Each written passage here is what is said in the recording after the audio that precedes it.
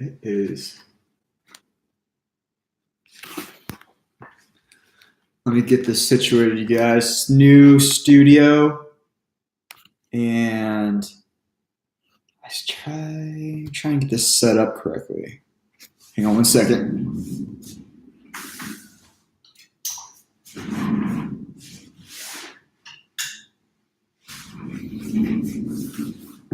Get some background lighting.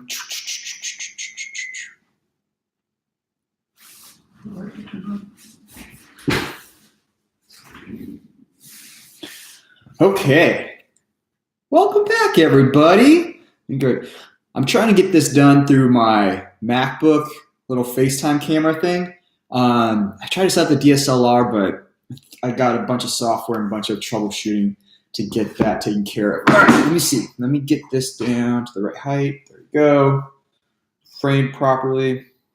Turn this sucker off. Sorry.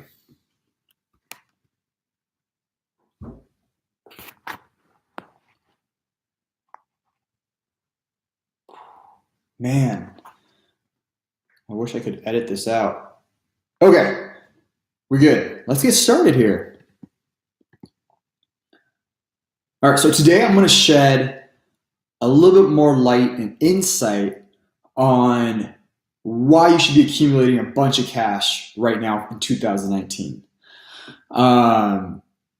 Then, since I've been gone for 10 months, almost a year, I've got a huge backlog of questions through comments. I got a bunch of emails that I didn't expect. I opened up the email the first time in like 6-7 months, and I had a bunch of emails. So I'm going to go through those too, and then as comments and questions come up through the live chat, I'll answer those as well, okay?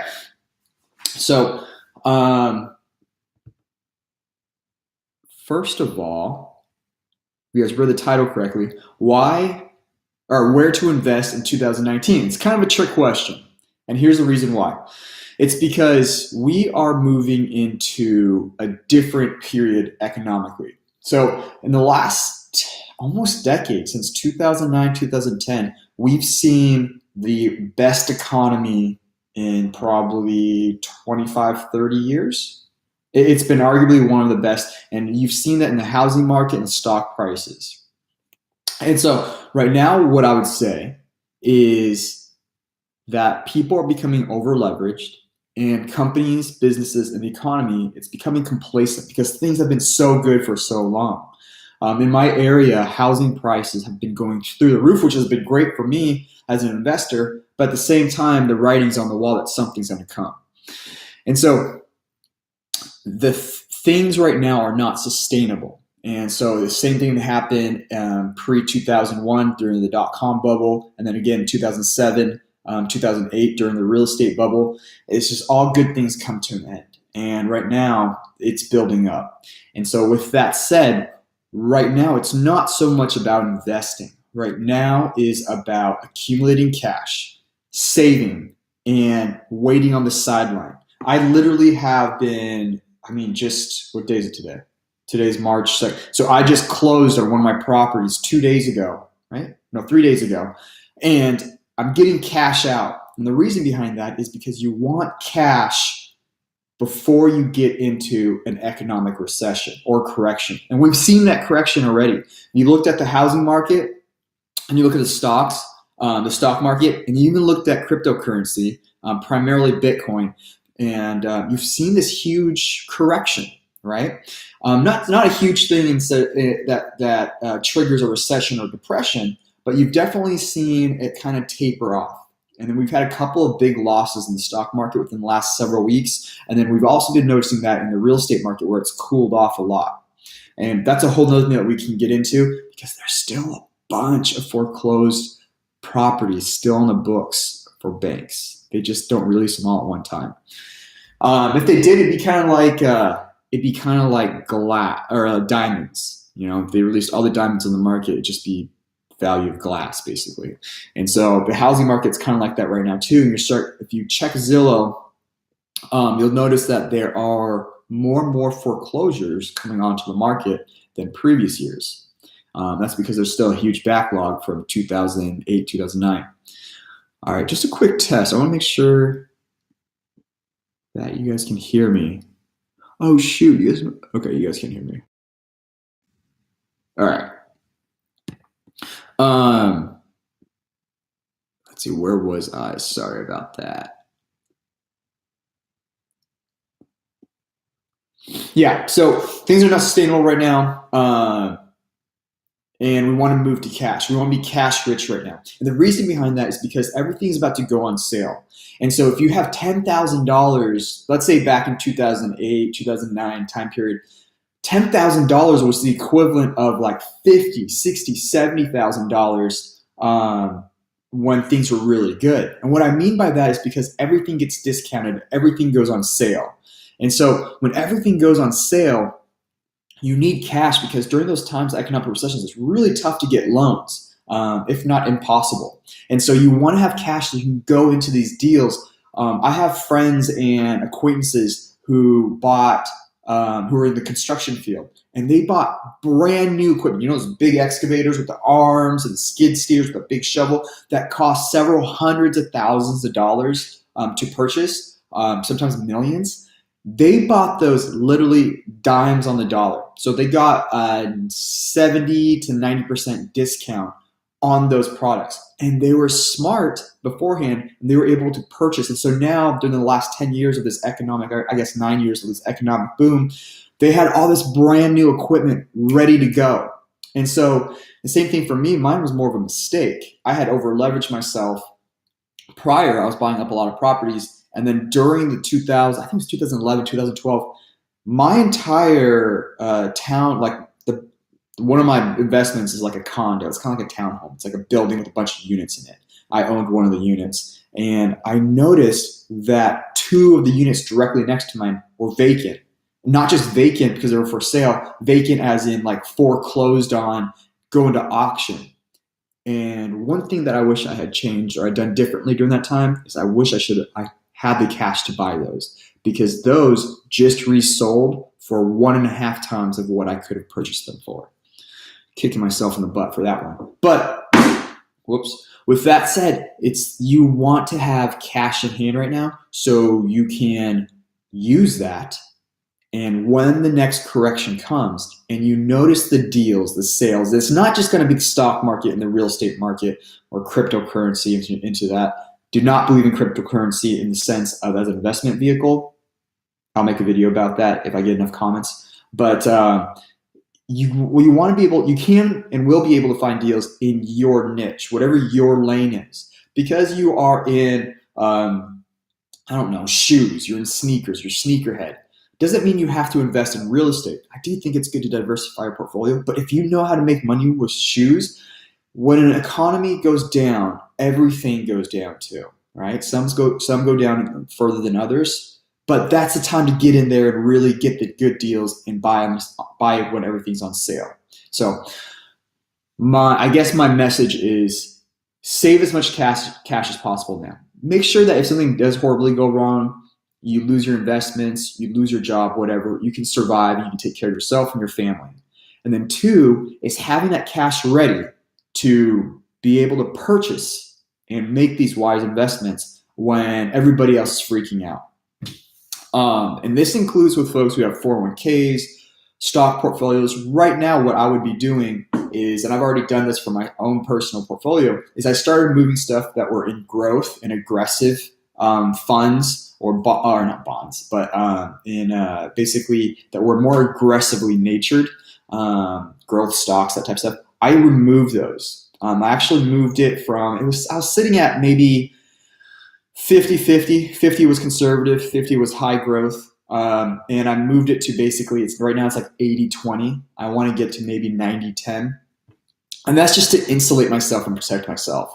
And then I've got a bunch of cash sitting on the side, and I just pulled out a HELOC on the property, which is another thing we'll get into a future video. But essentially, to give you a quick insight on that, is right now everything's inflated. Prices of houses are still high. It might not be at the absolute peak, but it's pretty darn close. And so you want to take advantage of that by pulling out a HELOC, which is a home equity line of credit. And what that does is that it values your property at super high, so you're able to pull out more money.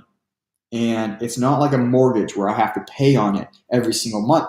It's like a credit card. So I have this giant credit card. So when the next recession happens and banks aren't giving out loans and the value of the house has gone down, I still have my super high HELOC, basically a credit card in hand with a super low interest rate on 20-year terms, and I can go out and just buy stuff as I need.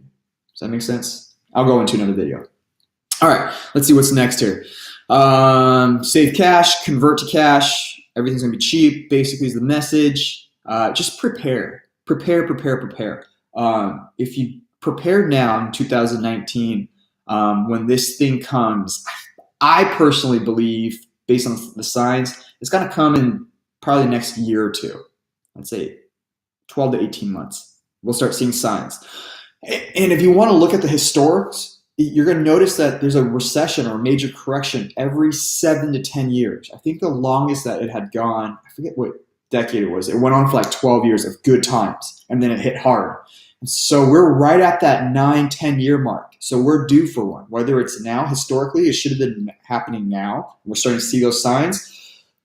But it could stretch out for another year or two. And right now, there's nothing major happening, but it only takes one big thing, one thing to start that domino effect, just like in 2007, 2008, okay? All right. Woo! A lot of chatting about that. Okay, so let's see. What's next here? I think I'm going to pull up the questions and start going through that if I don't have anything else to cover.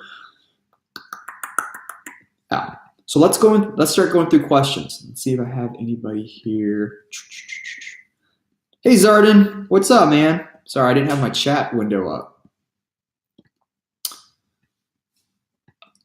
The next thing, so I'm gonna start going through questions here. All right, and then if anybody in the chat room has questions, write those down too, and I will try to answer them as best I can. Okay. Somebody asked for a house tour. I just did. I just posted that. I think it was last week. I gave a full tour of income property downstairs and then the rest of the property project that I've done. And honestly, I think I might build more onto this place. I know I just said to keep cash on hand, but at the same time, I'm not saying stop all projects, especially projects in your wheelhouse. So if I decide to do that, it's going to be a smaller project relative to everything else. It'd only be like maybe a $50,000, $70,000 project, and I'll obviously film that and post it for you guys. But it'll be a legit 2 shipping container house built on pier foundation, and it'll be super cool. So I'm still thinking about it. But yeah, check the video out. I think it was last week, last week I posted it. Full tour.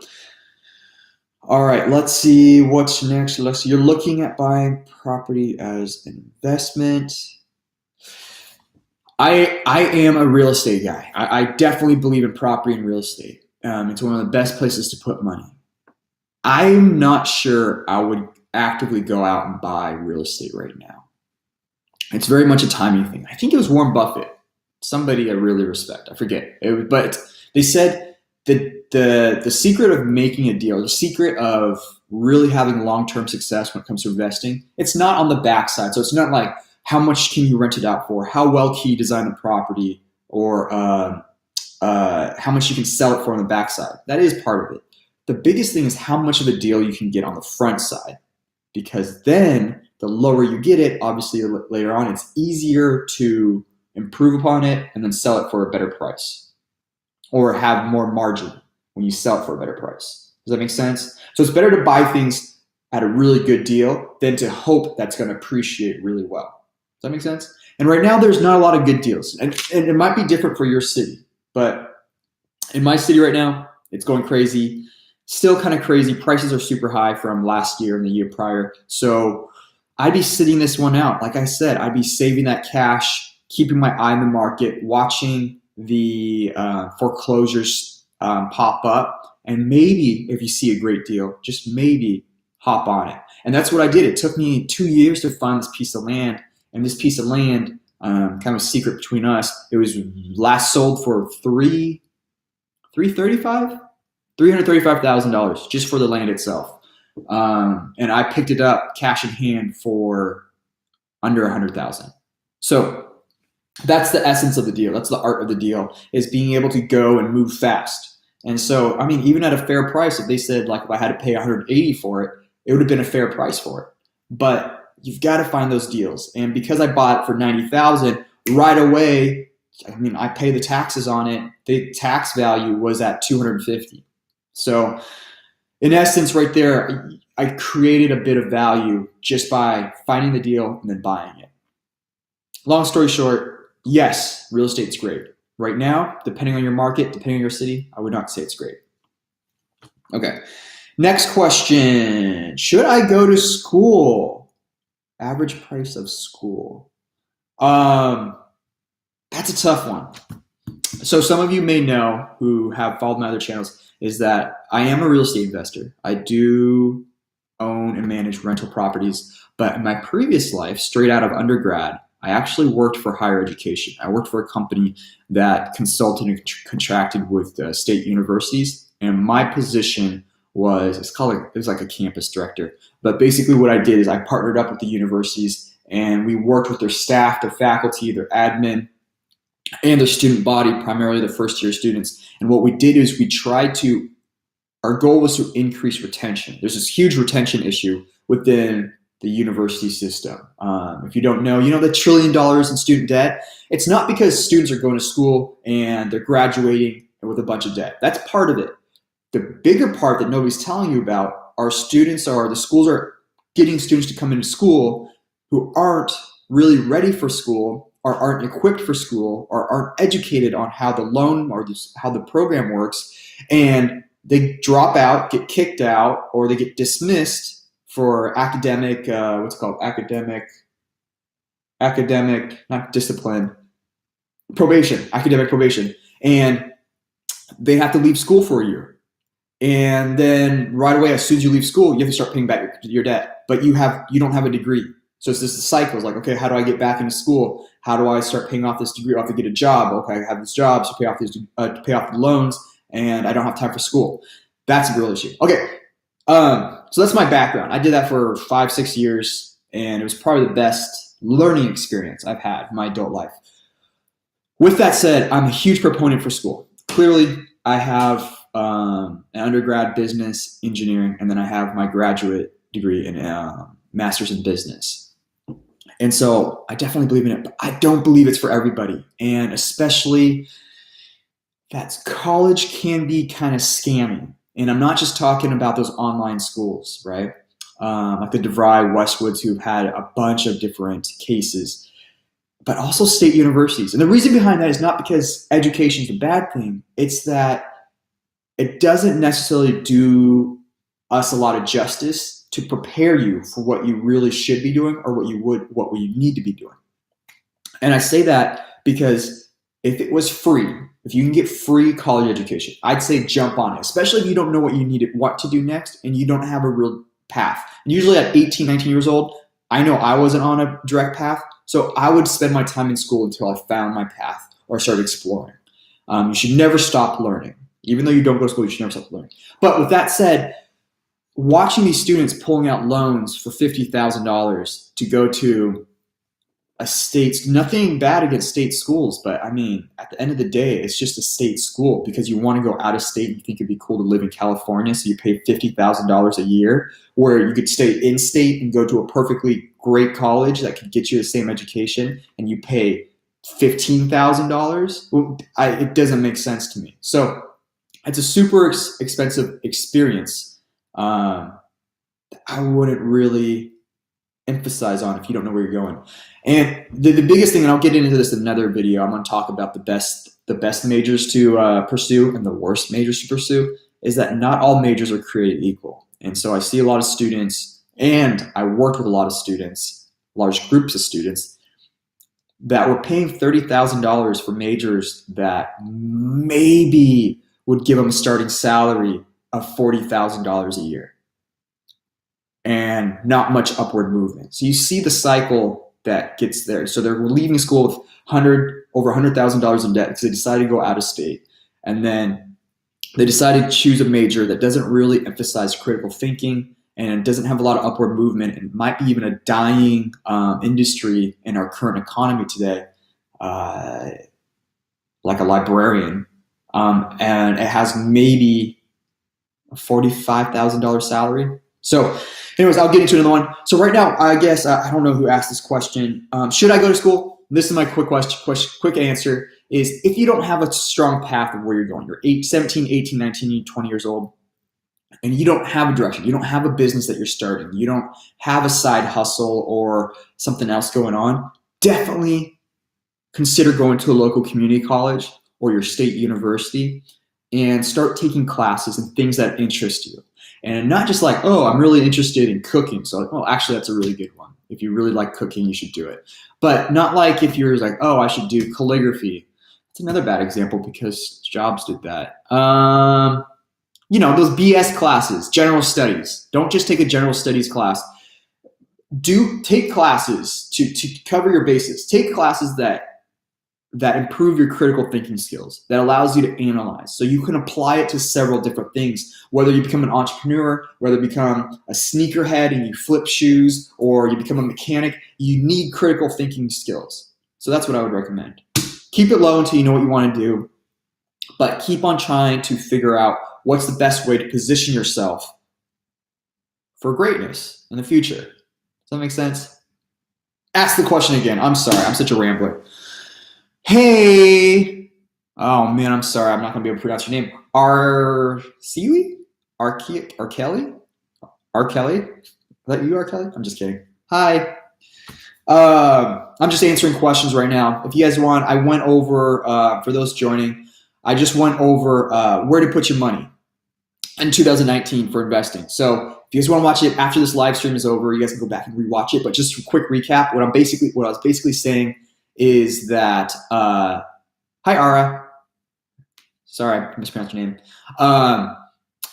Is there's an economic recession coming, and it might be mild and it could be huge. And the reason behind that is because every decade there's a big recession. And we are in year 9, and this is usually we're at that tipping point of where recession is coming, and we're starting to see the signs in the housing market and the stock market. So my advice and what I'm personally doing, and I'll get into this in another video, is I'm accumulating and I'm saving as much cash every single month as I can. I just sold the property. I just pulled out a HELOC, and I'm structuring my life so that when the next recession hits, I'm going out there and I'm buying stuff.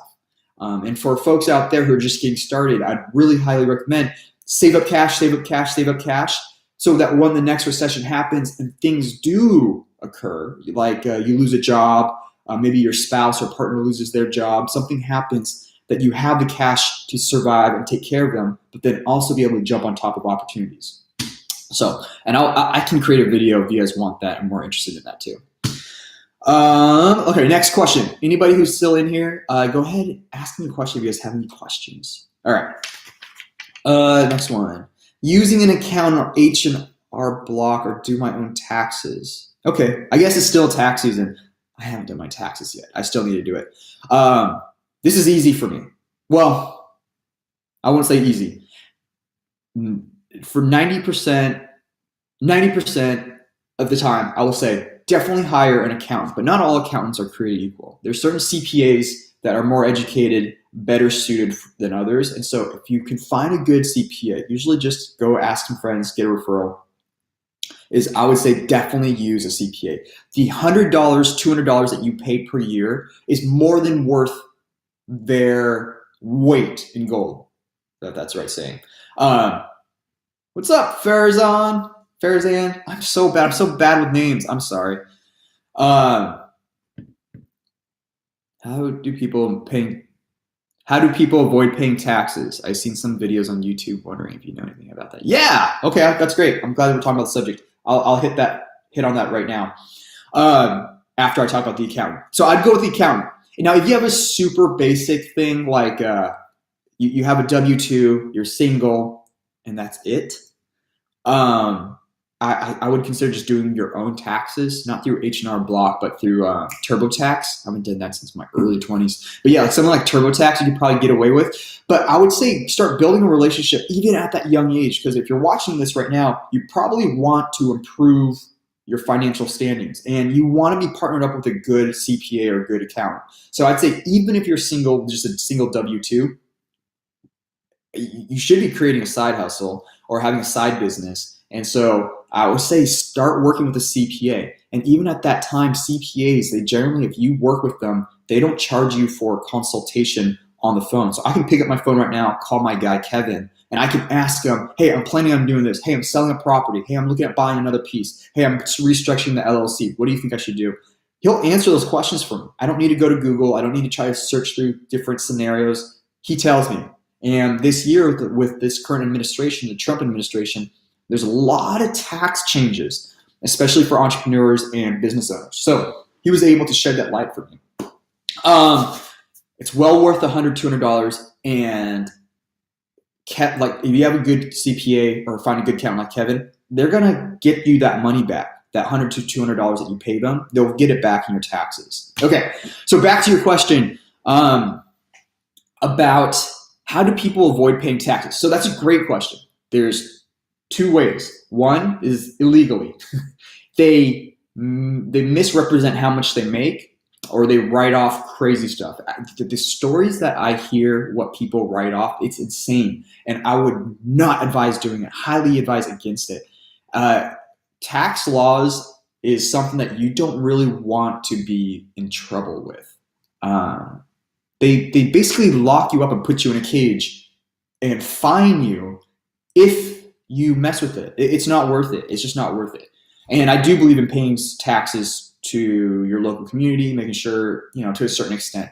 With that said, I do not believe in paying more taxes than you are required to. So what that means, and that's what a good accountant does, is that you can find, if you work with a good accountant, they will tell you to open up a certain LLC or structure a business a certain way. And there's a lot of different types of write-offs. So the basic ones that is like having a home office. Like this right here is considered a home office, and I'll write off a portion of it. And then you can depreciate rental properties. You can write off all of the expenses that come into your that are what is it called? Related to your business. So startups, or whenever I start up a new piece of property or whatnot, those are all expenses. So if I improve a property, I put in a new kitchen, whatever, those are expenses. Those are supplies. That's labor that I can write off. And you can write those off over a certain amount of years. Does that make sense?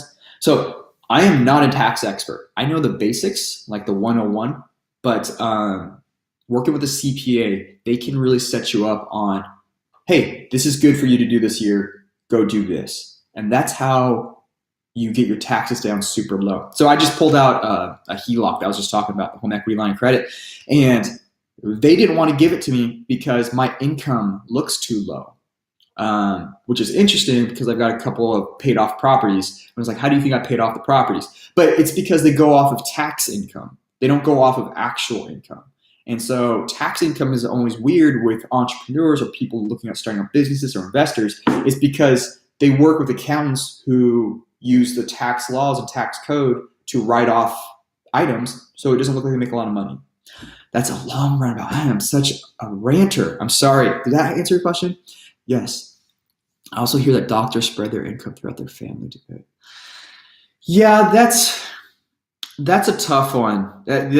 I wouldn't recommend doing that. If they're doing it legally, that's fine. But spreading out your income across other people who didn't create it. The reason behind that is because there's tax brackets, right? So the higher up in the bracket, the more taxes you pay. So essentially, if you spread it out, like if you make, let's say, $100,000 a year, you're in a higher tax bracket. But if you spread it amongst even two people, you're now in a lower tax bracket because each of you are making $50,000.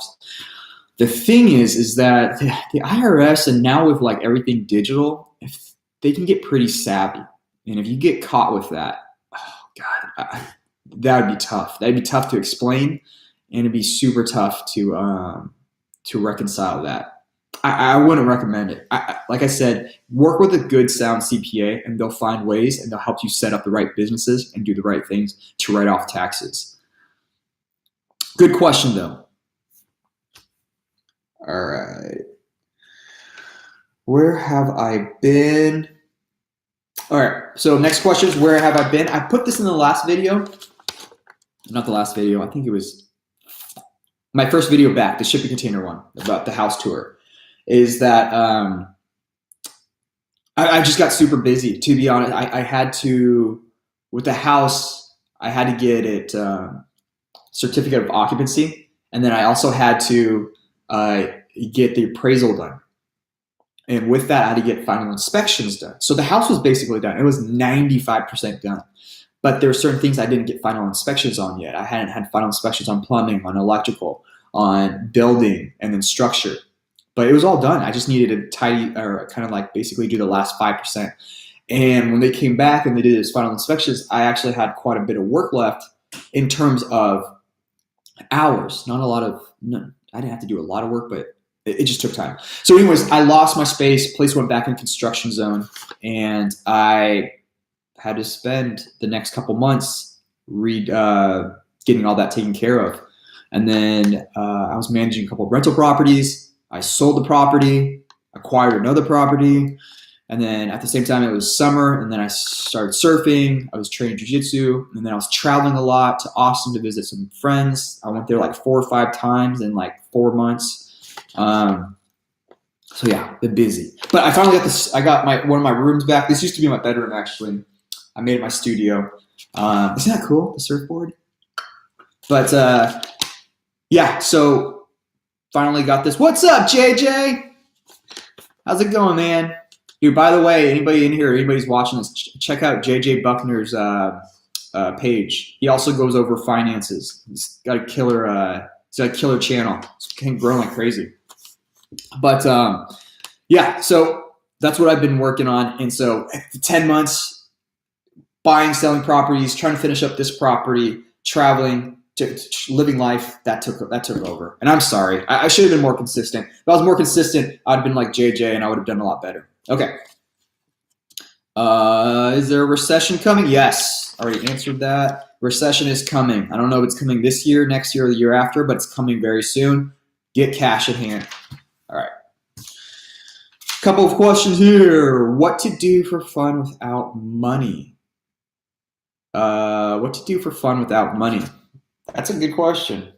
Yeah, I think a basic one is don't go out to the bars. Don't go to dinner, especially if we're trying to save money. Don't spend a lot of money going out. I personally find I find enjoyment in activities and hanging out with people. So in a social setting. So like having friends over for dinner, just hanging out with a friend, going to their place and just kicking it, you know? I do jiu-jitsu, which is basically I get paid to do because I'm a coach there. I wasn't always like that. I did have to pay a membership fee for a while, but I got so into it that I ended up coaching. I started basically trading my time for a membership, and it was half price. And then I started coaching a lot more, and I took over one of the gyms and one of the classes, the kids classes at one of the local gyms here. And I get paid for it now. So it's not a lot, but I mean, it's $200 a month and a free membership. So why not do it? And I'd be doing it anyways. I was volunteering for a long time. So what to do for fun? I'd say find something that's active that you really enjoy. Do it with a friend. Hang out with friends. Well, when you hang out with them, don't go out for drinks and don't pay freaking $9 for a drink. And then after taxes and tip and everything, it was a $50 meal and hangout session. Go to their house, grab a good bottle of wine for $15, and you have a whole session, a whole night. And then do yoga, run. That makes, maybe it's different for you. But yeah, that's what I'd say. Do what to do for fun without money. Workout routine, I do jiu-jitsu, I surf, and then I swing kettlebells. Should I start my side biz and quit my job? Should you start your side biz and quit your job? Definitely start the side business. Do not quit your job. The reason behind that is because you don't want to throw all your eggs in one basket until you know an idea has traction. So I would say quit your job once you've seen significant growth and your side business covers the expenses of your day-to-day living. So crush all of your living expenses, whatever that is, right? Stop buying, in terms of Gary Vee, get rid of all the dumb stuff. Don't stop buying dumb stuff. Bring your living expenses as low as possible. Once your side business can take care of your living expenses, that's when I'd consider hopping ship. But if your job doesn't require a lot of time, I'd keep it, because then you would be able to save a bunch of money to help supplement the side business. But time is important. So if you can't allocate enough time to the side biz, I'd quit the job once you get to the point where you can take care of yourself. All right. Question. Sorry, guys. I'm trying to read these. I wrote these down. My handwriting sucks. I'm trying to read these questions that people ask. All right. I get a message about calling. Oh, okay. Am I a con artist? Come on, guys. I do get the occasional message where I'm a charlatan or I'm a con artist. I don't know what I'm conning. I'm not asking us to pay for anything. This is all real stories. These are real things. This is a documentation of what I've learned the last 20 years of my life in real estate and how I did. I don't work a job. I guess today's Sunday, right? Yeah, so I guess. But yeah, I don't have a job. I make my money off real estate and investing. This is what I do. And now I make videos for you guys. I'm trying to spread the love. Okay. Do you play Fortnite? No, I don't play Fortnite. And I do not want to play Fortnite. Sorry. I'm already addicted to other video games. Path of Exile is what I play. I don't play that much anymore, to tell you the truth. I come off cheap. I come off as cheap? I am frugal, and I'd say that proudly. And I think it's good to yeah. I am.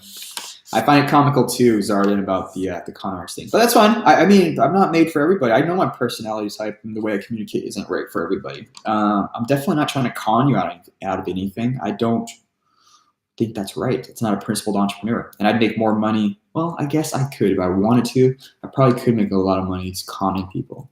But then that comes with like legal ramifications, and then you just feel sleazy and you're just like, just feel bad. I don't want to. I'd rather spread love and good intentions and advice and mistakes, lessons learned from my mistakes. So anyways, I come off as cheap.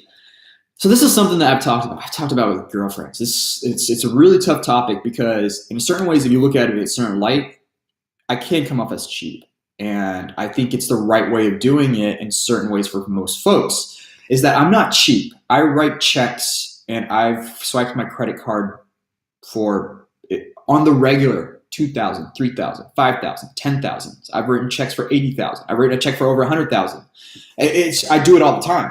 Not all the time, but I do it quite often. I'm going to be this next week. I'm swiping my credit card or probably writing a check for $4,000 for some work to be done in a property. Constantly buy stuff. The thing is that I'm cheap because I don't buy cars. I don't buy shoes. I don't buy clothes. I don't buy watches. I don't buy $5 coffees. Yeah, I'm cheap. I don't find value in those things. But you know what I will buy? That surfboard right there is $750 when I bought it brand new. My wetsuits that I use are $700 a piece. This system up here that you guys see, that's a $10,000 air conditioning system, you know? And so I do buy things. I just buy things that I value that bring me real enjoyment and real happiness. And I don't find happiness in a Rolex. I don't find happiness in a Benz. I don't find happiness in like a Yeezys, right? So yeah, I come off as cheap because I don't want to pay money for that. And to tell you the truth, I can cook better than the restaurant. So why pay $50 for a restaurant if I want to go on a date or hang out with some friends? Why don't I go to and buy really good groceries and I'll make us dinner and it'll cost me $20 and have a cool kitchen. Why not, right? So yeah, I am frugal. I consider myself smart with money. All right. Last question. I saw bows, guns in your videos. Do you hunt? No, I do not hunt. I do shoot guns. So if you guys saw one of my other videos, I have a big piece of land out here in the country. And like literally I could open up this window and I could shoot out the window. I have targets down there. But I don't hunt. I do shoot a bow. I do shoot a gun. I do shoot guns. And I want to hunt. I believe in hunting in the sense that it's the best way to acquire food, and it's the most humane things for of eating meat.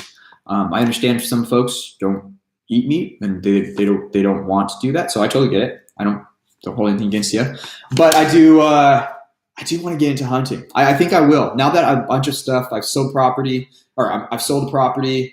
This house project's done and everything's kind of winding down. I can focus on these videos with you guys and hanging out with everybody in here. Sorry, there's a bunch of questions coming up, but I'll answer them in a second here. But I think I will get into hunting maybe next season. If you guys got any good tips on hunting, let me know. All right, I'm done with the questions that have been coming through the emails and comments. Thank you so much if you guys asked those questions and you guys commented or sent me an email. Thank you. Now let's answer any questions that you guys have in the comment section, and then we'll wrap this up if I don't see anything coming through. Very interesting lifestyle. Looking forward for more videos. Cool. Yeah, you guys, what kind of videos do you guys like to see? I'm doing a lot of real estate videos right now because I got several emails on short-term rentals and what I did for money, and I think I just got another one. Somebody asking about mortgages. So, what kind of videos do you guys like to see? What's up, Isaiah? Got to find your own happiness. Yeah, man. I totally agree with you. Yeah, it's everybody's happiness is different, right? So people think a lot, because I speak very directly, and a lot of times I kind of cut through people's BS, and I cut through my BS too. I have a ton of it. But people think when I talk to them, it's like, oh, I have to invest my money just like you. I have to do it just like you. I shouldn't be spending, well, you shouldn't be buying $5 coffee if you don't need to. Just make coffee at home. Buy tea. I dated a girl who bought $4 tea every day. And you could buy like super nice, like loose leaf tea from like a little tea shop. You could buy like a big bag of it for like $20. And it makes you like 50 mugs of coffee or tea or whatever. It doesn't make sense to me. So, but anyways, find your happiness in the sense of do what you want to do. If, like I said, you're a sneakerhead, you like streetwear, you're really into, I don't know, whatever, yoga, do it. I'm not into that stuff. But if it finds you happiness, do it. I just found happiness in surfing, jujitsu, and building. And then I fell into real estate and I found out that I'm good at it. So I stayed in that lane. Whatever your lane is, do it. But there are commonalities. You got to be able to critical think. You got to be able to be solution focused. You've got to be able to save money, and you can't be a complete idiot. That's probably kind of harsh. You can't be undisciplined when it comes to finances. Those things are just common traits if you want to be successful financially and be able to live out your happiness. So I agree with you, Isaiah. I love frugal living. Ara, I agree.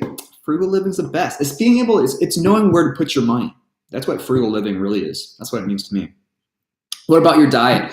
Whew, you guys notice I'm kind of skinny right now because I've been doing this like intermediate fasting thing, and I've been like really more active, and so I'm kind of like shrinking up. So I'm about maybe 7-8 pounds lighter than I used to. I don't even fill out the shirt anymore, man. I used to fill out the shirt. But anyways, yeah, my diet's really pretty clean. I try to keep it clean. I've got weaknesses now. I think it's something like midlife crisis, or my tastes are changing or something, because I'm into pizza, burgers, and brownies now, and donuts. I didn't eat those things like my entire adult life. I didn't eat them until the last 2 or 3 years, like a lot.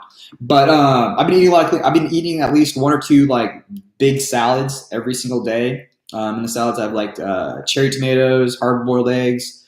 I eat a lot of sourdough toast, tons of fruit.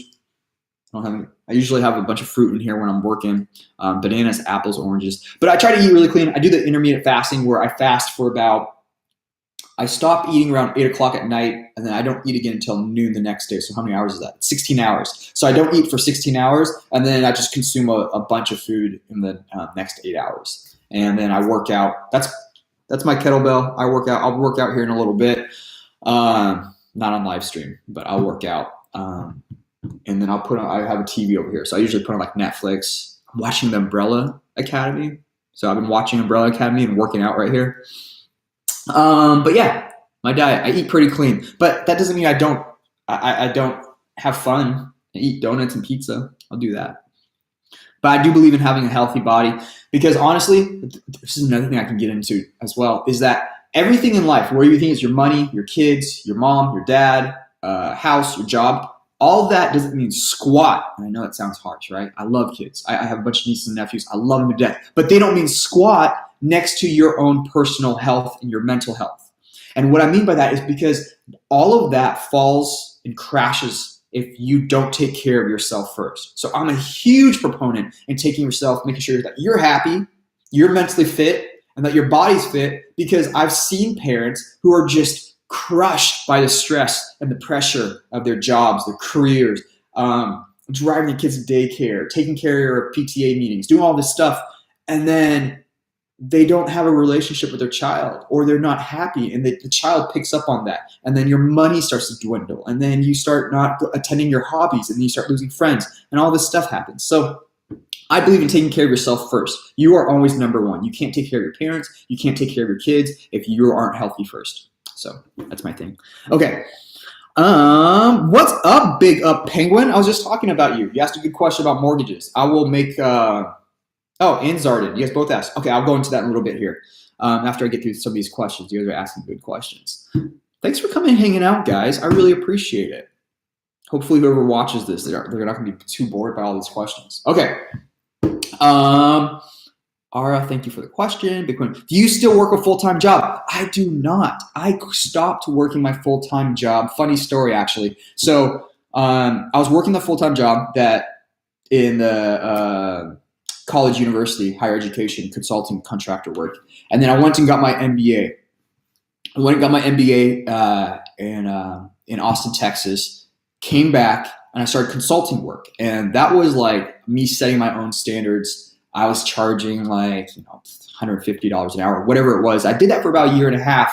And then I got offered a really good job with a local consulting firm as I don't know what you would call it, business analyst, I guess you would call them. And deep six figures, car, cell phone, laptop, all that good stuff. And I couldn't sign the contract.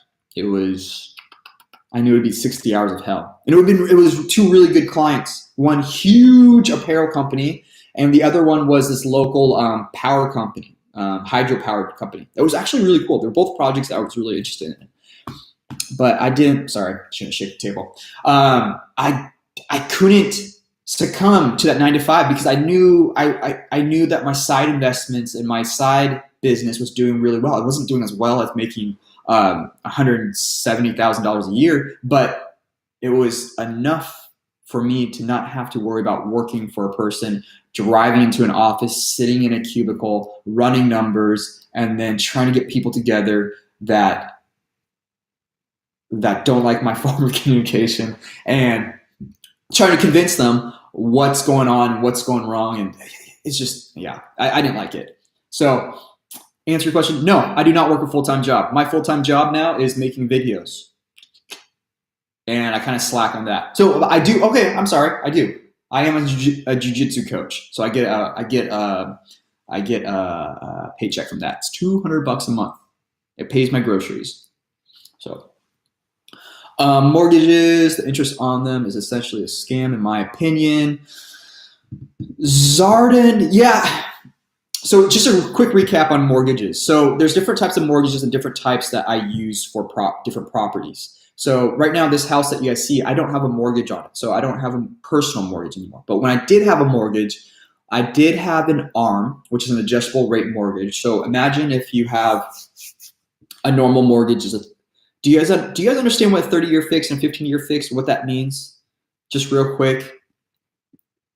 I'll go into it just for the folks that don't know. So if you don't know, when they say 30-year fix, 15-year fix, what that means is that year, that number is the number of years that your your loan is divided over. So if you have $100,000, they divide that $100,000 to pay it off in 30 years, and then you can do it over 15 years. So obviously, the shorter the term, the more that you pay, but the faster you pay it off, the less interest. Okay, so we get that.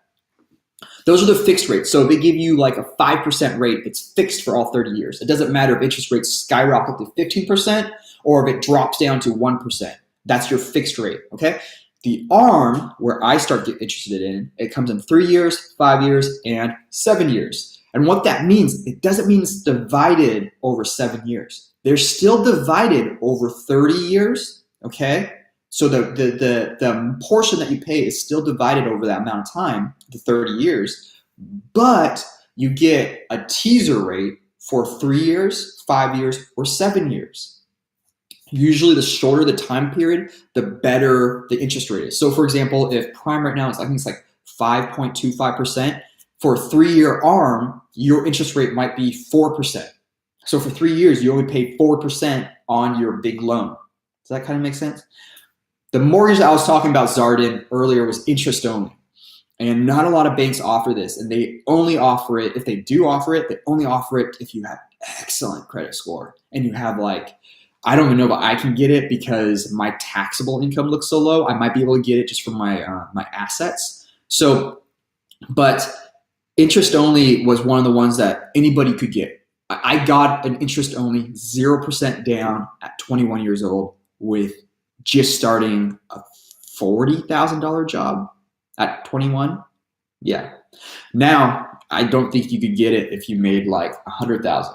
So maybe, I don't know. I haven't checked into it. But interest only is where you pay only the interest. You pay nothing towards principal, and it's beautiful. The reason behind that is because if you buy an investment property, when I buy investment properties, I'm not just like buy and hold, who knows? I'm usually buy and hold 5 years, buy and hold 3 years, buy and hold 7 years. And I have a specific plan. Now, obviously, the economy can change, and you make changes with it, but you never put money towards principal. And people say like, oh, you're not building equity. That's the biggest farce about real estate, okay, is putting money into, unless it's your own personal home that you're trying to pay off or it's a property that you want to own outright, it doesn't matter. In an investment property that you're going to hold for 5 years, so like my condo that I sold, I had like this downtown penthouse kind of condo thing, and I sold it. I had zero equity paid off on it, but I had a ton of equity built on it, because as long as you hold it and it appreciates, it doesn't matter if you put more money into it in terms of paying off the loan. It's going to go up no matter what, right? I'd rather keep that cash in my own bank account. Does that make sense? That's why interest only is beautiful, but it gets dangerous because if you don't save that difference that you would normally pay in like a 30-year fix, you don't save it, you go spend it, you buy a Rolex, you buy a car because you're, hey, I got this awesome house, but I don't pay as much in mortgage, so I can spend it. That's where you mess up. And that's a big portion of what happened in 2007, 2008, is all these people were having these adjustable rate mortgages, the ARMs, at like 3, 5, 7 years. And one thing I didn't touch on, after year 3, year 5, or year 7, it switches to a variable interest. So you might have been paying 4%, but now all of a sudden, boom, you got to pay 8%, 9%, 10%. And it keeps increasing every year, and people couldn't afford their homes. That's the dangerous side. That's why I always emphasize financial discipline, because if you know what you're doing, you can get rid of it, or you can take advantage of a lot of the tools, and those are considered tools. It's kind of like the whole gun situation, right? It's like, yeah, you put that in the hands of somebody who's crazy, it becomes a weapon. You put in somebody who's trained and they know what they're doing, it's a tool. So I don't want to get in that debate. Sorry, I shouldn't have brought that up. All right. The interest on them, it's not a scam, Zardin. I don't know. I got to disagree with you on it, because yeah, I'm not a huge fan of banks, but somebody is giving you money. If you ask me for $500,000 for you to buy a house, I'm going to charge you interest, dude. You got to pay for the money. That's why when you get free money, like 0% stuff, you have to go buy appliances from Home Depot, and you get 18 months no interest. Take it. If you have great credit score, and you don't, or if you already have the Home Depot card, great. Yeah, take it. Why not? It's free money. You have 18 months to pay it off a little bit at a time. Just be smart with the other existing money. Okay. JKM, what's up? I haven't seen you in a while, man. Brownies and pizzas are super bad. I keep trying to make them good for fat loss, but it keeps failing. You know what, Jay? You're right, but dude, this is so much fun talking with you guys. Keep coming. Okay. Yeah, they are super bad. So what I found out is that if you can make it on your own, it's better for you. So whenever you go out and you buy like little Pizza Hut, Domino's, whatever, blah, okay? Or you buy frozen? No. Dude, what I found is you go and get the pre-made pizza dough. It's like $1, okay, at the grocery store. If you want to get like the whole wheat, that one's a little bit healthier. You can make your own sauce, or you buy a good sauce, read the ingredients, make sure it doesn't have a bunch of BS in it, just basic tomato sauce or whatever. Do that on top, and I make margarita pizzas. So it's just sauce, tomatoes, basil, and I might do like a couple mushrooms because I love mushrooms. It's not that bad. Put it up with a salad. Oh, brownies I haven't figured out yet. So you got tips on brownies? Yeah, but I need to put on weight though. That's the thing, is I could put on weight. Okay. The bank will over approve you too. Like they will look at your income and say you can afford 4K, but you really should only be. Yeah, Zardin, you're right. They used to do that. They used to over approve you a lot. Ever since the restriction though, like I'm literally going through the process. Just got approved for the HELOC. I had to fight tooth and nail to convince them to up how much I wanted. Like I said, I'm trying to get as much cash as possible. So, now it's the restrictions and the regulations are different than 2008. There might be some shady mortgage brokers out there who are still doing it. I wouldn't say that's the exception, or I wouldn't say that's the rule of thumb. I'd say that's more the exception, but that's definitely a practice that has been done in the past. So yeah. Families are wealth. A wise man said that. Absolutely. The relationships that you have in your life are probably the most important thing. I'm trying to think before. I'd still say health is more important. Relationships are right up there. If this is your health, I'd say your relationships with family and relationships with friends are right there. But I don't think that's above your own personal health. Again, because if your health fails, this ultimately would fail too. If this is good, everything else can be good.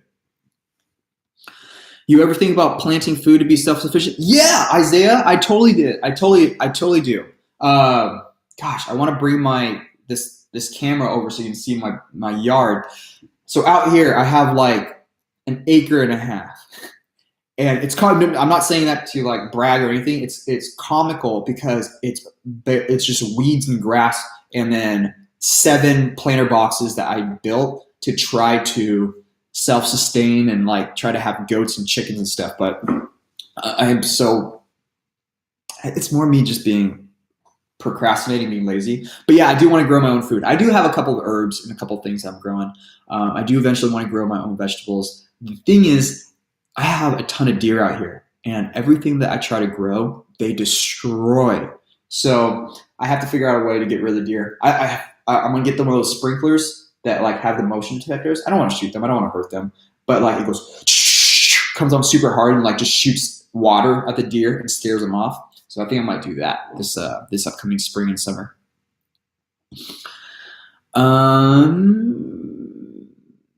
But yes, I want to be planting more food. I should be. You are basically arbitraging the depressed cost of money versus the actual interest rate. The Fed is holding interest rates down while claiming inflation is low. But yeah, JKM, you got a good point. The Federal Reserve has always been doing, not always, but they have been doing that in the past, especially in the most recent decade, is that they are trying to, and I don't fault them. I don't know enough about this. You might know more about this than me, JKM, but is that they will artificially try to improve the economy by keeping interest rates low, so more people will pull out money, and more people are able to pull out money, and so it creates an artificial environment, but it can also spark growth.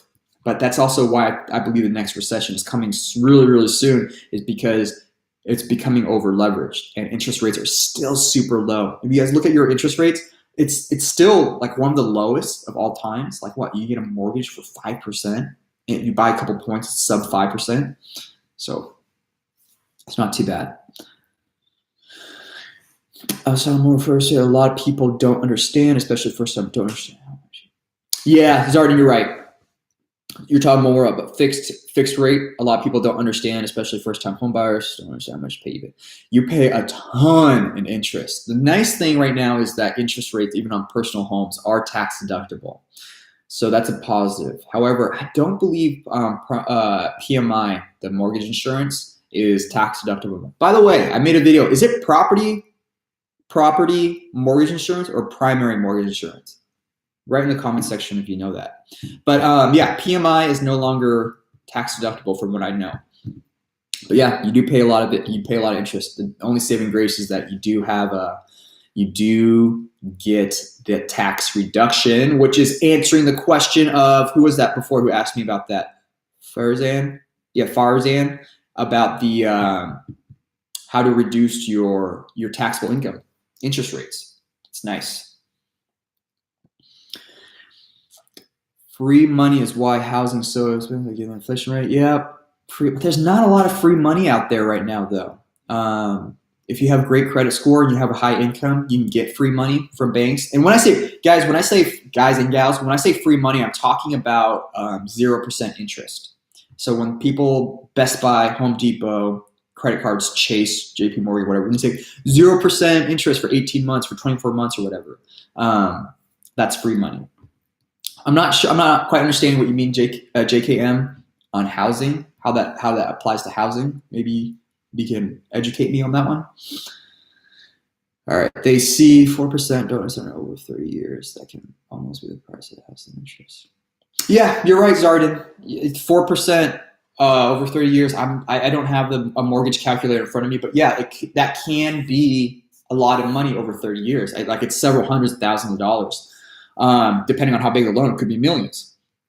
But at the same time, you might not you wouldn't have a home if you didn't have that money to buy. But you bring up a good point. If it's your personal home, I mean, honestly, I think the average, especially for millennials and for folks between the mid-20s to maybe 40, I think the average person lives in their home for 5 years, I think. Was it 5 to 7 years? So they're not even coming close to the 30 years. But if you bought your forever home, you have a family, where you're like, I'm holding on to this home forever, it's tough making bold statements like that because you never know what's going to happen with your family. You never know what happens with your job. But if you are absolutely sure, yeah, get a 30-year fix or even get an interest only. No, I wouldn't get interest only on that one. I would get a 30-year fix, I'd buy down points, and then I'd overpay my mortgage every single month as much as I possibly could to pay it off within try to pay it off within like 10 years, 10 to 15 years. All right, big up Penguin. Thanks for hanging out, man. Lona Poo. Hey. No, Lonas. We're just, I already went over specific topics. For everybody else who's just coming in, I talked about where to invest your money in 2019. Crash is coming is the short summary of it. And save up, accumulate cash right now, hold on to it so you can take care of yourself if something bad were to happen in the next crash. And then on top of it, there's going to be a lot of opportunities popping up all over our economy, just like in 2008. I don't know if it's going to be the stock market. I don't know if it's going to be real estate. I don't know if it's going to be sneakers. But in every recession, there are opportunities and everything goes on sale. So, but no, Lona, you can ask any questions right now. It's kind of Q&A. So questions that you have for me, questions that you have about finances, taxes, money. We've been talking about mortgages and taxes, but we can talk about everything. We were also talking about pizza and brownies and how to make them healthy. You did ask me a question. I'm sorry, Lona. I didn't read the second part of your question. I want to know how you're mortgage free after buying a home at such a young age.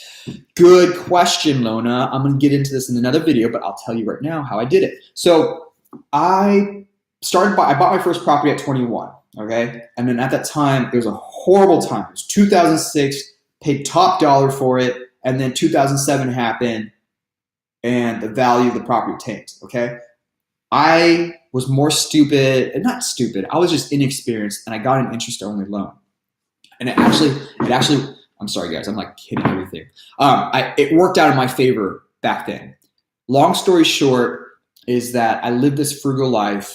I had a decent job, and I just learned to be a minimalist, and I dropped all of my expenses as low as possible, rented out rooms, and I saved, for me at the time, a ton of money. I was saving between $1,000 and like I started saving $2,000, started saving $5,000, started saving $10,000 a month. So I saved a ton of money, and at that time, you couldn't miss by investing in the stock market or in real estate. In 2009, 2010, you could not miss. I mean, I was super inexperienced, and I was just buying stocks, and I was just buying homes or property, and those took off. And then so with the equity built there from the stock market and from the homes, I bought this piece of land. And I was just talking about earlier in the in this live stream where you want to buy things at the best deal possible. So you make the money on how you buy stuff, and then everything else is just, it's icing on the cake. So you're improving it, depreciation, cash flow, all that stuff. And so the property here, Lona, is that I bought the property when it was just sold at $330. I think it was $335. Was it $335 or $325,000? Foreclosure, banks, switching, recession, all that stuff happened, got jumbled up. Bank basically wanted off its books. I negotiated. I had cash from the other equity, from the other investments. I bought it, and I bought it for less than $100,000. I think I bought it for $89,000.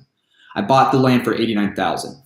Right away, it was already valued at like the tax records were showing valuation was like $225 or $250 at that time. I still had a bunch of cash.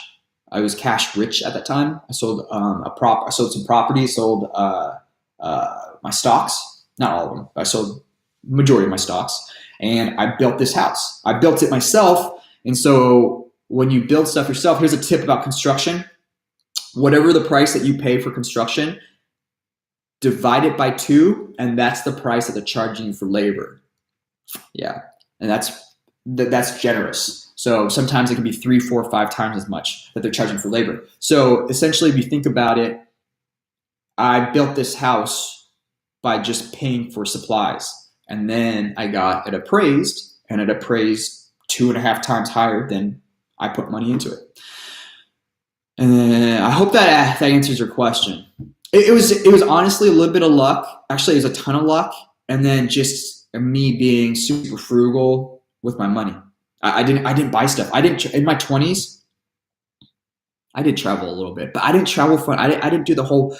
Everybody's going like the backpack trip across Europe, that type of thing. I wasn't doing that stuff. I did have a nice car. I had a nice car. I bought a sports car, cash, and I had it for 3 months, and I actually ended up selling it for more than I paid for it. But I just realized I didn't need a car. So I sold the car. I had a little Honda moped, a little 49cc. And that's how I got around. Got like 110 miles to the gallon.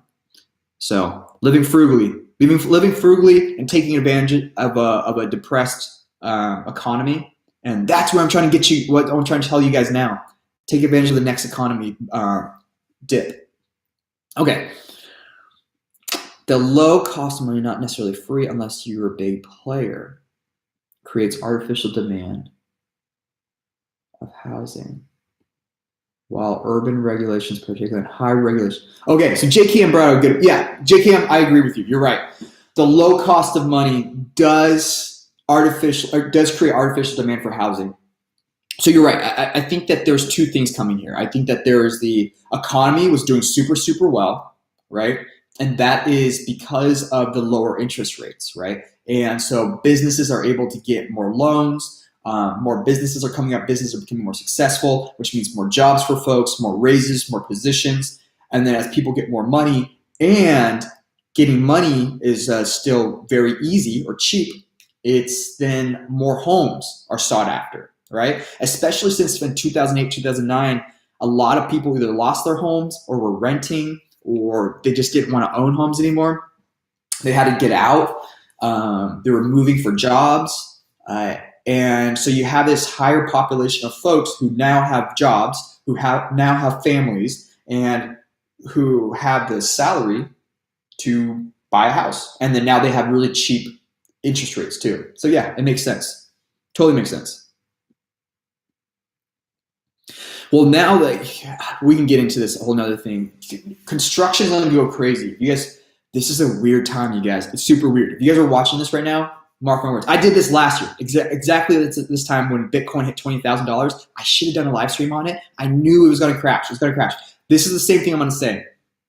This is a very interesting time because the Trump administration just released these things called opportunity zones in major cities. And you're going to see this very high increase in construction. All right, if you look at your major city that's near you, you're going to see these huge, they're going to be high-rise condos. They're mostly going to be high-rise condos, apartment buildings, and then some retail and office shops. But mostly it's going to be high-rise condos, okay? And it's going to be part of the next recession. Something's going to happen there. I'm not quite sure what's going to happen, but there's two things happening where construction is having a huge increase because the Trump administration is really pushing for it to help. I don't disagree with it, but I just don't think this is the right time. And I have a good friend, the friend that I was talking about that lives in Austin. They're buying up land like crazy. They're spending a lot of money, and they're paying what I would consider high prices for construction.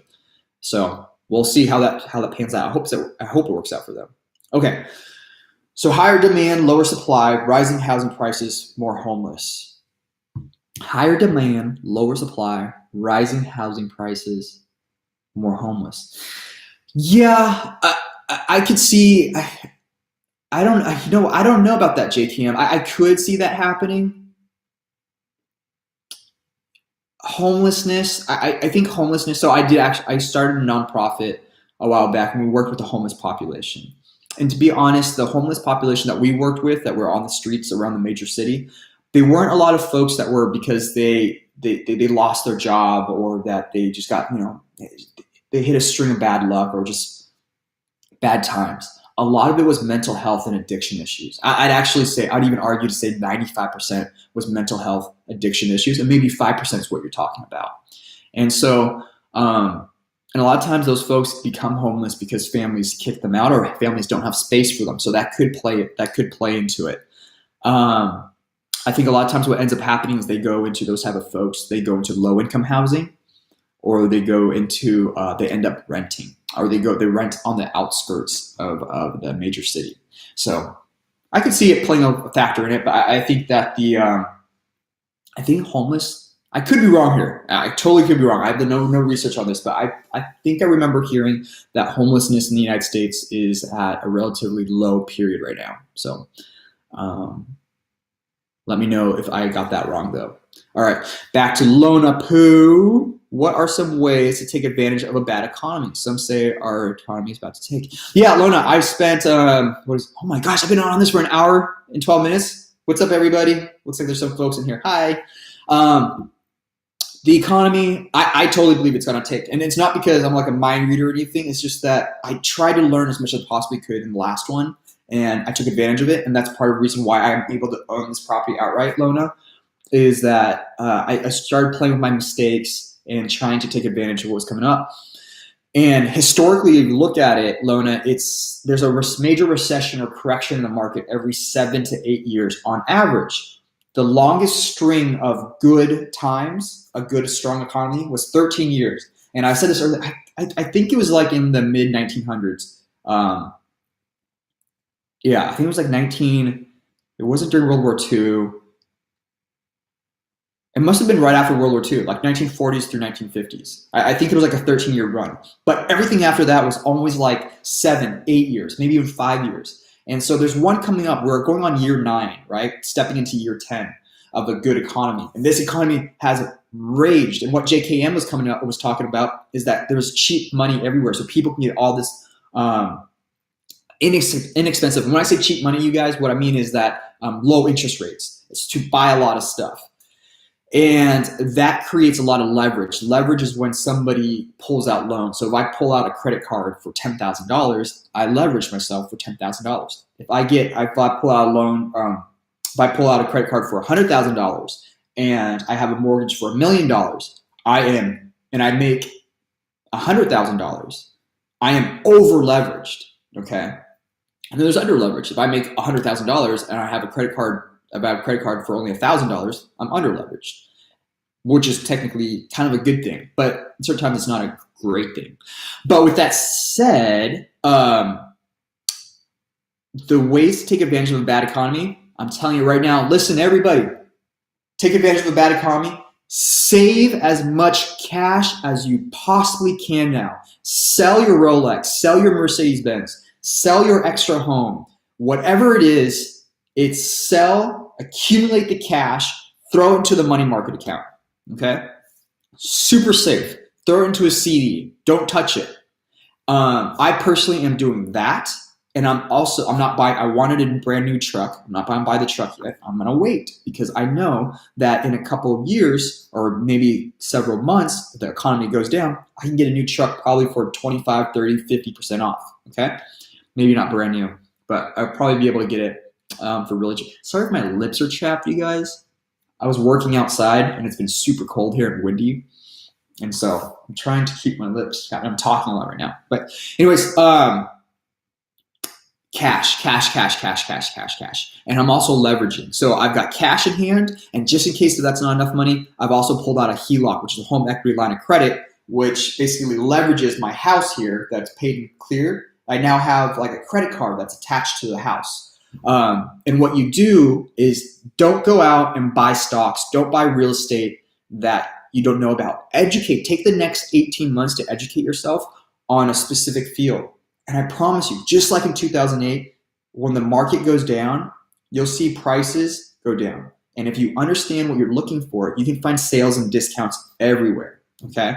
That's how you make money, is you understand what's on sale. So when I see a property in my area, in my city, that I know is valued at $500,000, but because the economy tanks and I can go buy it cash for $300,000, I'm buying it cash, especially if nobody has the cash to spend $300,000 on a new property, and I know I can rent it out at, say, $1,800, $1,900, and that more than covers my mortgage and taxes.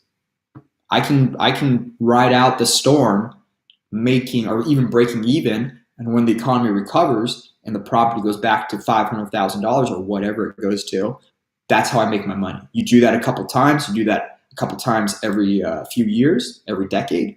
By the time you're 65, you've got plenty of cash and you got plenty of properties. And that's that's essentially my plan. Okay, good question. Okay, yeah, that's right.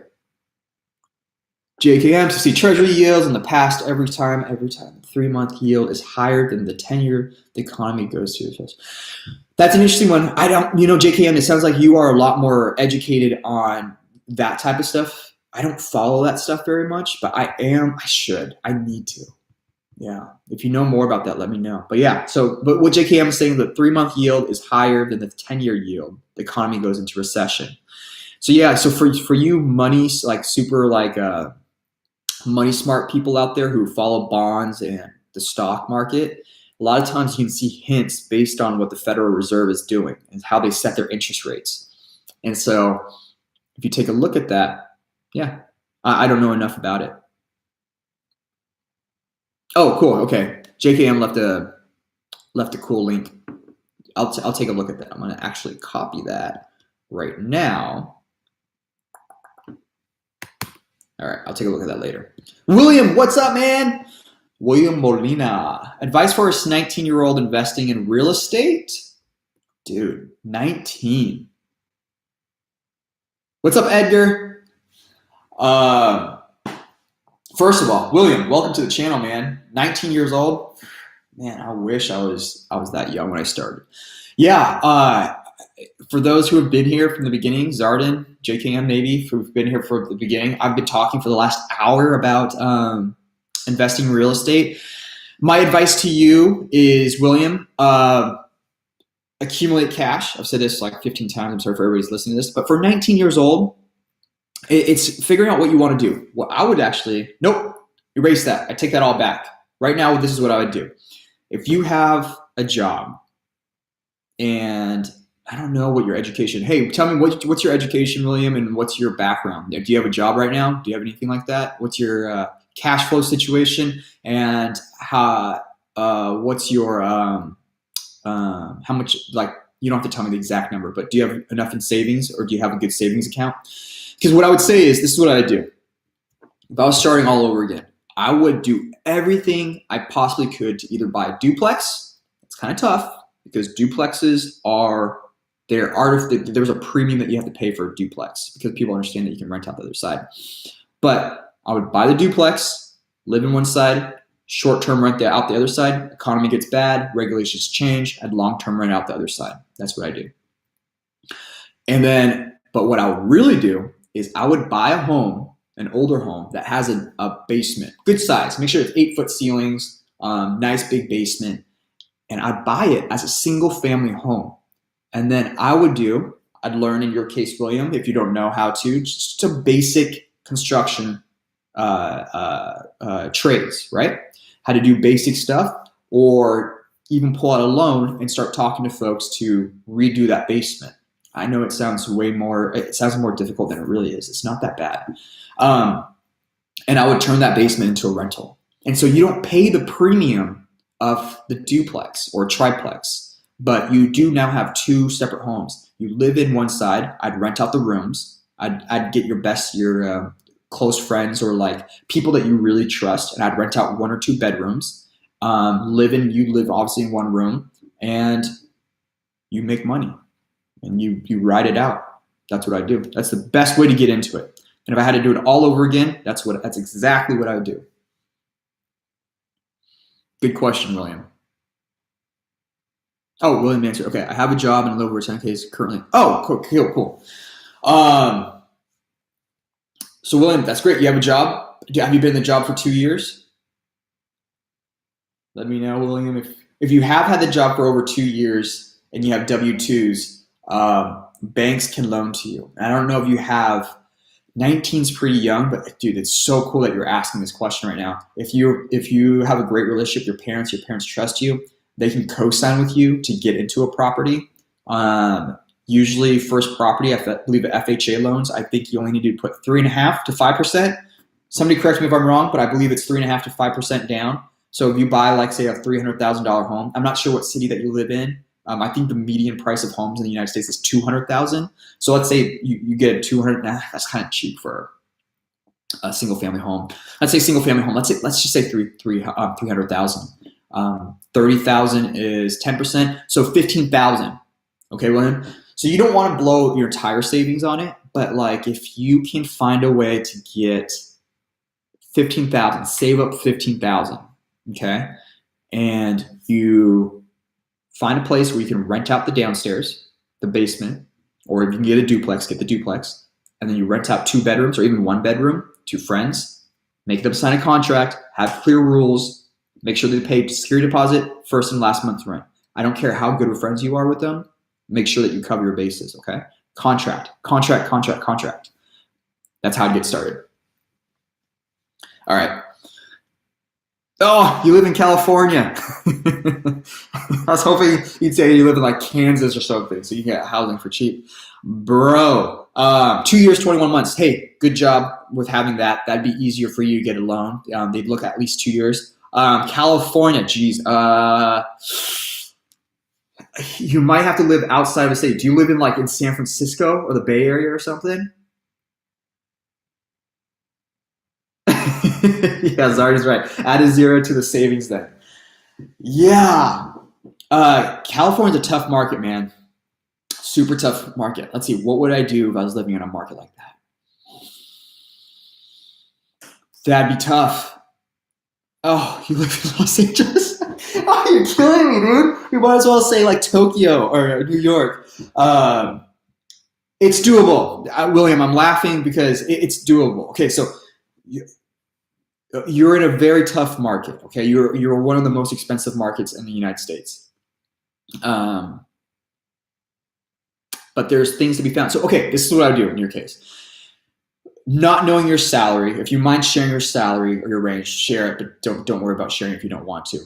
If you do, I can give you a better idea of what you could get. But I would go get and try to find a 2-bedroom place, 2-bedroom condo, Be careful with HOAs though. HOAs will kill you if you get like a really good deal on a condo, but then they charge you like $700 for HOAs a month. It's ridiculous. If you can find a condo or townhome that has low HOA for $300,000, $300,000, you'd be needing roughly. Sorry guys, I was trying to do math in my head.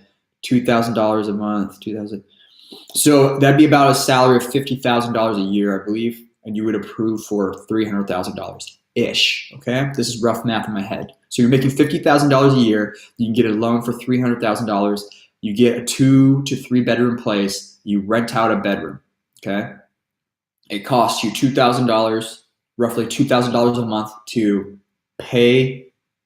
And then you rent out the room for, let's say you rent out the room for like $800. You only pay $1,200, take out tax incentives, you pay. Okay, so if you own a home, you'd be paying about $800, $900 a month to live in your own home. And then you get that appreciated value of the home over the next couple of years. So that's what I would say if you want to get into the real estate market right now in Los Angeles. But William, honestly, I'm going to tell you what I've been telling everybody else is, save. Try to grow in that company that you're in for almost 3 years. That's awesome. And start a side business. Okay. Don't start a side business where you pour your cash into it. Start a side business that you can bootstrap. Right. This is what I would really say. Save as much cash as you can. Minimize everything. If you're driving a Mercedes or you're driving anything that's newer than like 2013, 2014, sell it. Buy a reliable vehicle like from like 2000, 2006, 2007, 2008. Okay. Hoard cash. When the next recession hits, that's your time to go in and buy stuff. That's my real advice. Start that side business too. All right. Homeless stuff. There are a lot of cultural and political factors contributing. You're right. Yep, you're right. JKM. There are a lot of other stuff that contributes to that stuff. Holding cash. The 1 month treasury yield is 2.44. You can set up an account. So instead of... Oh, okay. I didn't know that. That's good to know, JKM. About the you can set up basically a bank account with the treasury where they will give you 2.4%. I didn't know that. Okay. That's interesting. Thanks for educating me on that. All right, Edgar. What's up, Edgar? Real estate investing in California, or do I need to find a different state? Edgar, I'm sorry. I should have read yours before I was talking to William. Yeah, so this is my thing. Stay in your lane, invest in what you know, okay? If you know California and you understand, are you in Los Angeles too? Edgar, what city are you in? I just hope that you guys aren't going to say the Bay Area. But to answer your question is invest in what you know. If you know the area, stay invested in the area. Okay. So Edgar, William, introduce yourselves to each other, become partners, go buy a duplex. I'm just joking. If you guys that happened, that'd be awesome though. Edgar, I'd say the same thing to as William, dude. If you have a job, if you don't have a job right now and you don't have rich parents or a rich uncle that's willing to front you, it's nearly impossible to get into real estate. Okay, it's not. You're not going to get traditional funding, and then you don't have cash to buy real estate. So I wouldn't do that. What you could do. What is this? It's not illegal, but maybe frowned upon, is rent a large home. You're taking a lot of risk though, right? So rent a home in an area, nicer area where you can get rent easily. And you sign the lease, just you. And you're going to have to find a landlord that allows you to do this. So let's say that you get a 4-bedroom home. You selectively pick good tenants and you fill the bedrooms and you charge them more individually than what your lease is. So like, for example, you rent I have no idea what the rate is down in LA. I'm assuming it's ridiculous. So let's say you get a 4-bedroom home in LA somewhere for like, is $3,000 a month? Is that right? Maybe $4,000 a month? Let's say $4,000 a month. Okay. So you charge $4,000 a month. You rent out each room for $1,200. I guess you're not even cash flowing then, but your rent would be really cheap. So, I mean, you can play around with something like that, possibly. Save cash, start a side business, keep working your job, stay in school, and once your side business starts gaining momentum, even in making $100 on the side, you guys, I'm not talking about $2,000, $3,000, $4,000, $5,000 from your side business. I'm talking about $100, $200. Get that ball rolling, especially Edgar. I'm not sure how old you are, but if you're the same age as William, who's 19, if you can make $100, $200 a month, dude, that's mind blowing. If you're doing that side business at 19 years old, because it snowballs, and it's not because of the business will just magically blow up. It's because you become a better entrepreneur and you understand the market better and you understand your niche better. Okay. And then if you don't know it, if you don't know what direction you're going in, stay in school. Keep taking those critical thinking classes, okay? To get rid of the general studies, you have to take some comm classes to graduate, but focus on the classes that works your critical thinking skills, okay? And creative. Don't get me wrong. Just because I'm an engineer and business guy, it doesn't mean I'm totally put off by the creative side. Graphic design, interior design, art, any type of art or painting, anything that can help you with your creative side. The best entrepreneurs I know, they're not the best because they know the numbers the best. They're the best because they can think creatively and find creative solutions. All right. Just save cash for the next 10 years. There will be a crash of some type in the next 10 years. Deploy that cash for sheep. That's right, JKM. I do think that there's going to be a recession coming in sooner than 10 years, though. Let's see what else. You're welcome, William. Thank you for asking. When I was 20, 10 years seems like forever, but trust me, when you hit 30 or 40, yeah, that's right. I can't believe 2009 was 10 years ago. It's crazy. Yeah, when you're 19, when you're young, when you start talking about years, it sounds so far, but when you start planning and thinking in 4, 5, 10-year increments, you can make a lot of money, but you can also have a lot of joy too, because you're not thinking. A lot of times, I think the problem. I'm not gonna say I think. I know the problem with a lot of millennials right now is they're thinking about the next day. They think about the next hour. They don't. It's very difficult to get them to think about the next week, the next month, let alone the next year, and that digs them into a lot of issues, right? Financial issues, social issues, education issues, and I've been a part of that in the sense of trying to figure out how to solve it. And I have some renters who are millennials, and it's tough working with them. So try to plan ahead.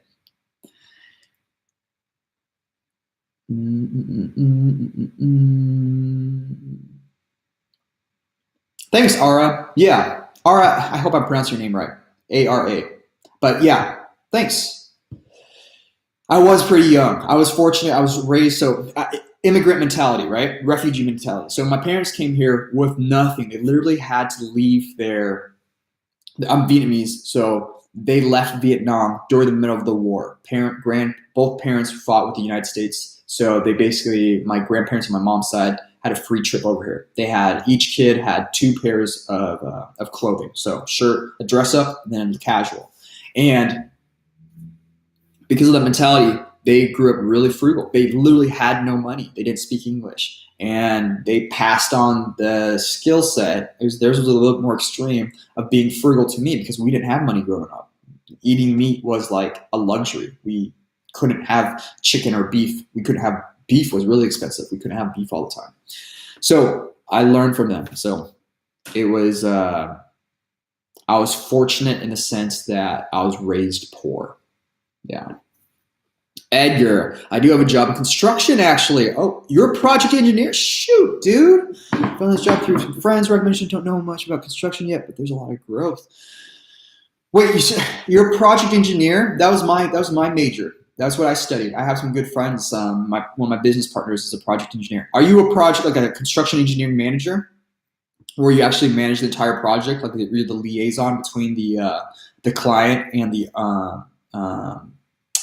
owner, or I'm sorry, the contractor and the owner? What exactly? Because that makes pretty good money, Edgar. You'd be able to get into something pretty easily. I'm assuming you're not 19.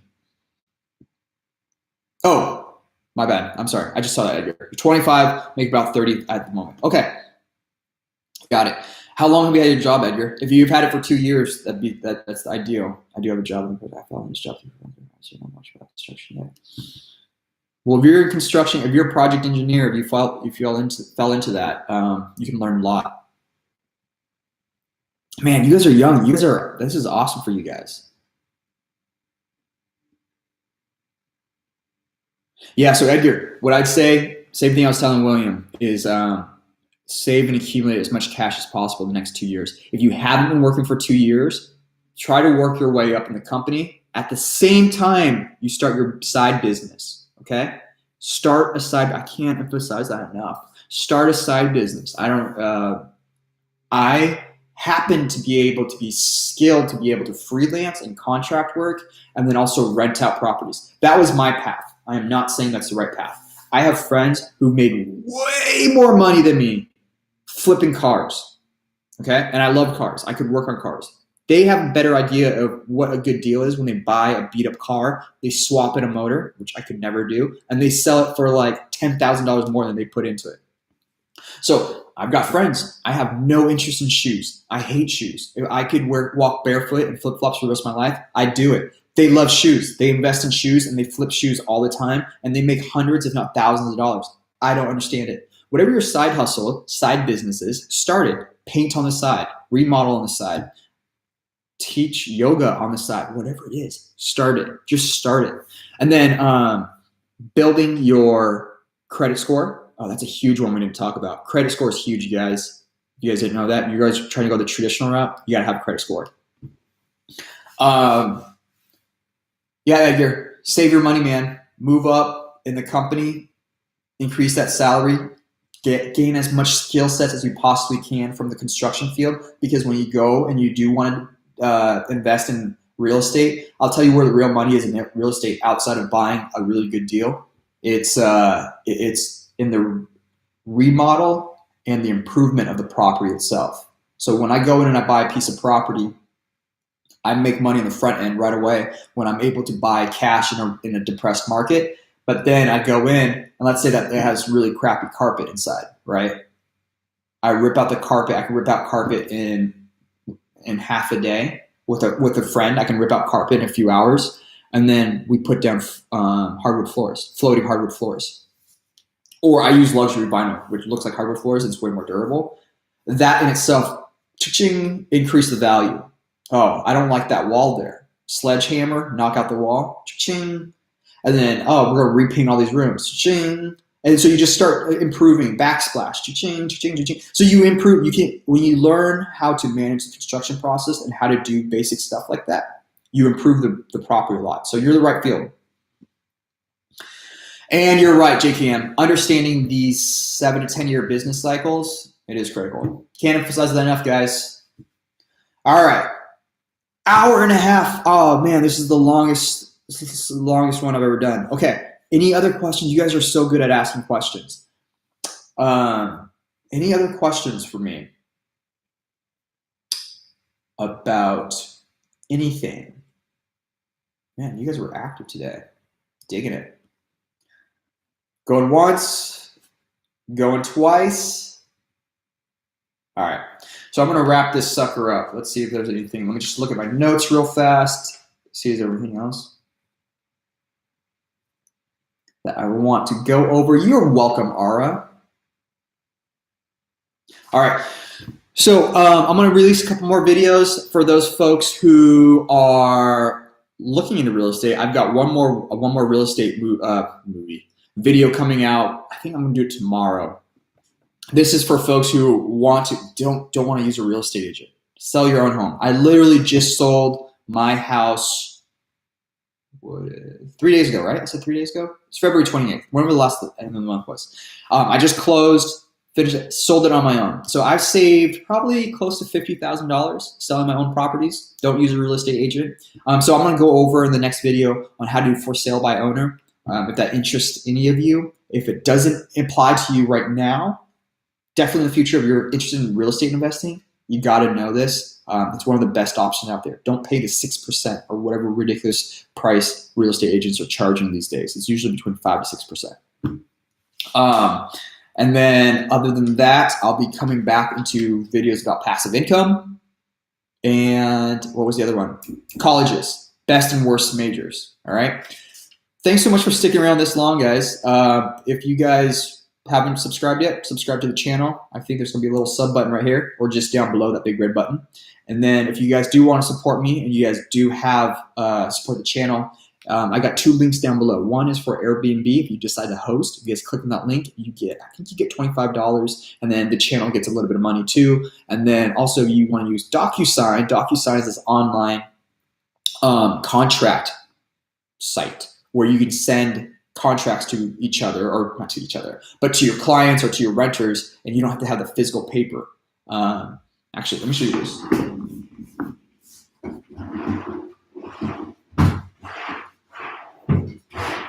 Where is it?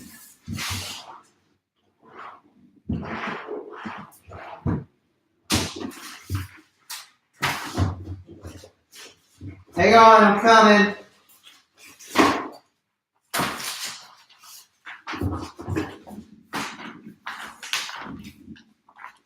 This is only 2 months of paperwork from one property that I have. And I have a lot more somewhere. I just can't find it. I need to file them away. The essence is I have a stack of paperwork this side. You guys can't see it. It's about 4 feet off the ground that I've used in for all my properties. So DocuSign, it's brilliant. If you click on the link, it's 10% off for you. And I get a little bit, I think I get like $10 for the channel, okay? It helps. You guys can't see all this stuff here. I got a bunch of gear, and I still got to build out this room. I don't want to be filming this on this FaceTime camera from my MacBook anymore. I'd like to be able to hook it up to my DSLR.